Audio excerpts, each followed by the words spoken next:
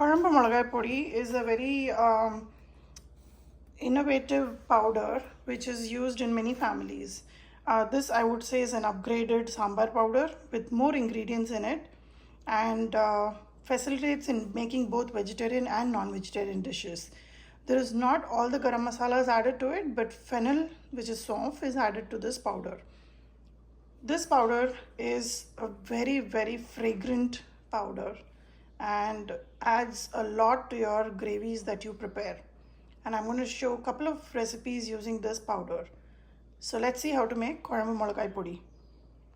200 grams of red chillies. This is the kind I'm buying. There's no stem attached to it. I have about 12 Kashmiri red chillies or Bediga red chillies, whichever you can get. 200 grams of coriander seeds. Now here is a couple of things I've measured out. This is 1 tablespoon each of raw rice, jeera, saunf, mustard seeds, black pepper and rock salt. If you don't have rock salt, you can use regular salt. This too is 1.5 tablespoon chana dal and urad dal, 1.5 tablespoons of each. I'm just going to dry roast it till I feel that it is hot enough to hold, and take it out in a bowl, allow them to cool down and then make a fine powder. Along with these items, I have about 30 sprigs of curry leaf which I've just air dried and in shade, and I'm going to use it whole. I'm not going to take out the stems, I'm going to use it whole. The iron kadai here is nice and hot. I'm just going to add all of these together and make sure they are nicely heated up. I'm not roasting them, just warming them up to a point where there is no moisture left in these ingredients.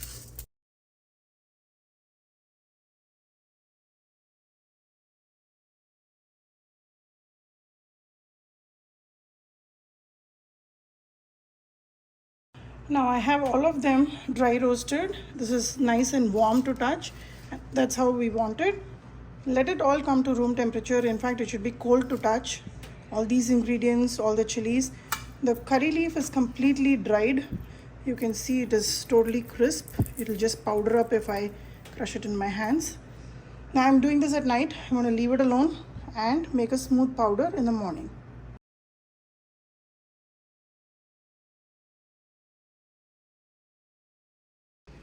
Right now I've just made a coarse powder of all the items, and the machine gets very hot, so make sure you pulse before you start making a fine powder.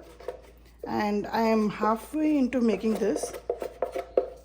If you notice, it's the chilies are not fully ground. Now at this stage, along with all these ingredients, we will add 1 tablespoon of dry ginger powder. This is just regular ginger powder. It's an organic variety, and I'm going to add it to this, mix it all up and then portion it out and make a fine powder. Also add 2 tablespoons of turmeric powder. Mix it all up and then we'll portion it out and grind it into a fine powder. When mixing the powder, use a perforated ladle like this. This makes it easier to mix and gives an even finish. So now both the powders, the chili powder and the rest of the ingredients, are all mixed up well. Let's portion it out and make a fine powder.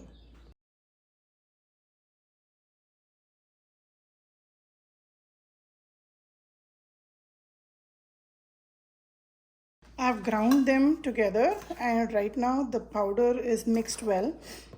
If you want to stop at this stage, you can. This is just a tad bit more coarse than being fine, but I'm going to allow this powder to cool down a little bit.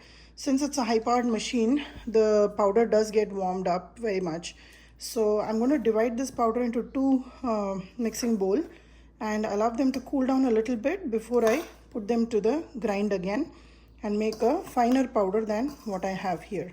If you want to, you can use a sieve and sieve it out, and the residue you can put it through the mixie and make another powder. I had these powders on this plate and these have now cooled down. I'm going to again put it through the mixer and make a fine powder. All the powder has been ground again, and here is the final mix. I'm just going to even it out by mixing it again with this ladle and allow them to cool down before I box it and put it in the shelf. This powder is extremely flavorful.